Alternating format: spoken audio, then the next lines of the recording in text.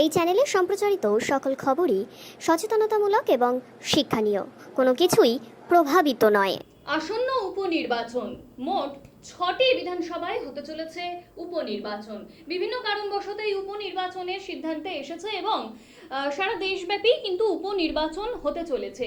আমরা দেখেছি গতকাল মুখ্যমন্ত্রী মমতা ব্যানার্জি তিনি দার্জিলিংয়ের উদ্দেশ্যে যখন রওনা দিচ্ছিলেন তখন কিন্তু জানিয়েছেন যে উপনির্বাচনে তৃণমূল কংগ্রেসকে ভোট দেওয়ার জন্য তিনি যে বার্তা দিয়েছেন সেই বার্তা, এবং সাথে সাথে তিনি একথাও জানিয়েছেন সারা দেশের ব্যাপারে তিনি কোনো মন্তব্য করতে চান না, শুধু এটুকুই বলতে চান যে কোনোভাবেই যেন বিজেপিকে কেউ কোনো রাজ্য থেকে ভোট না দেয়। এবার সেই ভোটার তালিকার নাম সংযোজন, বিয়োজন এবং সংশোধনের কার্যাবলী শুরু হতে চলেছে মঙ্গলবার 12ই নভেম্বর 2024 থেকে, যা চলবে আগামী 12ই ডিসেম্বর 2042 পর্যন্ত। সোমবার এমনটাই জানালেন মালদা জেলা শাসক নিতিন সিংহানিয়া। দেখুন সেই ছবি।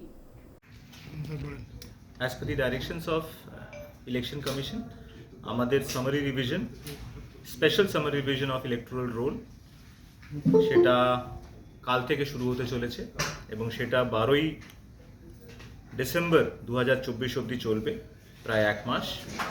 এবং এতে স্পেশাল ক্যাম্পেইন ডেটস আছে যেগুলো প্রত্যেক স্যাটারডে সানডে হচ্ছে।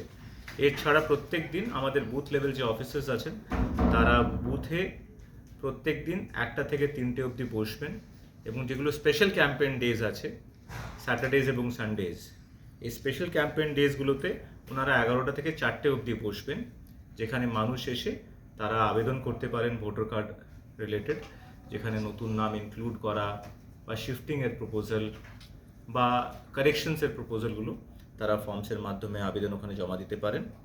ইতিমধ্যেই আমি বলছি যে লাস্ট ইয়ার যে আমাদের final publication of electoral roll হয়েছিল জানুয়ারি মাসে, ওতে টোটাল নাম্বার অফ ভোটার সংখ্যা মালদা জেলায় 31,40,963 ছিল। এবং এই যে সারা বছর আমরা কন্টিনিউয়াস আপডেশন করেছি, যেখানে নতুন নাম এবছর আরও 38,000 ঢুকেছে এবং ডিলিশন হয়েছে প্রায় 20,000 নাম, যারা মূলত পার্মানেন্টলি শিফটেড আছেন বা ডেড আছেন। তো এই নিয়ে আজকের দিনে আমাদের যে ভোটার সংখ্যা আছে সেটা দাঁড়াচ্ছে 31,58,916, যার মধ্যে থার্ড জেন্ডার আছেন 95, আমাদের মেল আছেন প্রায় 16 লাখ এবং ফিমেল আছেন প্রায় 15,54,000। এবং ইতিমধ্যেই আমাদের র্যাশনালাইজেশন অফ পোলিং স্টেশনস, মানে পোলিং স্টেশন যে আছে, যেহেতু মানুষের সংখ্যা বাড়ছে প্রত্যেক বুথে, তো এই 1450কে আমরা কাট অফ রেখে, ভোটার সংখ্যাকে রেখে আমাদের যে পোলিং স্টেশনস, যেটা যে লাস্ট ইলেকশন হয়েছিল আমাদের, এটা জাস্ট বলে দিই সবাইকে, summary revision of electoral roll নিয়ে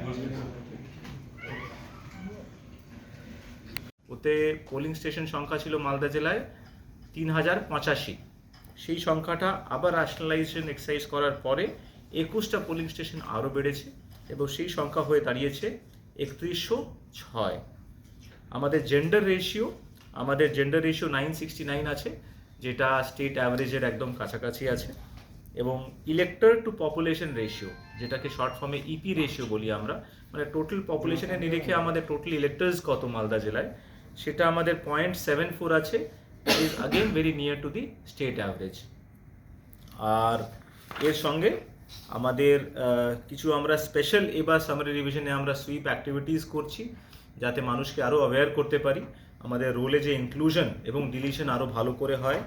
এবং আমরা বুথ লেভেল যে অফিসার্স আছে তাদেরকে আমরা আরও ভালো করে ট্রেন করছি, ওরিয়েন্ট করছি, এবং আমরা পার্ট ওয়াইজ অ্যানালিসিস করছি।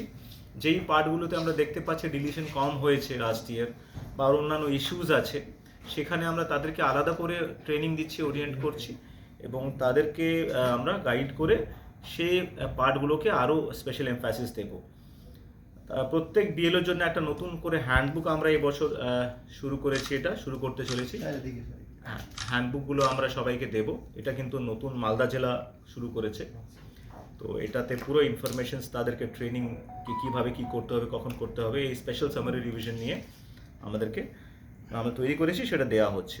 তার সাথে আমরা যেহেতু 18 থেকে 19 বছরে যারা নতুন প্রসপেক্টিভ ভোটার্স হচ্ছে তাদেরকে বেশি বেশি এনরোল করার জন্য আমরা প্রত্যেক স্কুলে যেখানে প্রসপেক্টিভ ভোটার্স আছেন বা কলেজ লেভেলে আমরা আরও বেশি করে অ্যাওয়ারনেস করছি, ওয়ার্কশপ করছি, এবং ওখানেই ফর্ম কালেকশনের একটা সুবিধা আমরা শুরু করতে চলেছি, যাতে তাদেরকে এখানে মানে কোথায় ঘুরতে না হয়, ওখানে আমরা ফর্ম কালেকশন একবারে করতে পারবো, ভোটার রাইটস তাদেরকে প্রোভাইড করতে পারবো। এর সাথে সাথে লিটারেসি ক্লাবসগুলো যে হয় বা কন্যাশ্রী আমাদের যে ক্লাবসগুলো আছে তাদেরকেও আমরা কিন্তু কাজে লাগাবো এতে। তো মডেল পোলিং স্টেশনস করা হচ্ছে, বুক ফেয়ার থেকে শুরু করে আরও অন্যান্য যে প্ল্যাটফর্মসগুলো, সরকারি প্ল্যাটফর্মস আমরা পাচ্ছি, যেখানে মানুষকে তাদের ভোটিং রাইটস নিয়ে আরও আমরা অ্যাওয়্যার করতে পারি, তার প্রচেষ্টা জেলা প্রশাসন করছে। Thank you. মাস পরে তো মানে পোলিং স্টেশন আমরা ভাবতে পারি যে ভোটার বাড়ে। বারবার রেশনালাইজেশন হয় না, এটা রবিবারে বলে না। রবিবারে সেই দিকে তাকিয়ে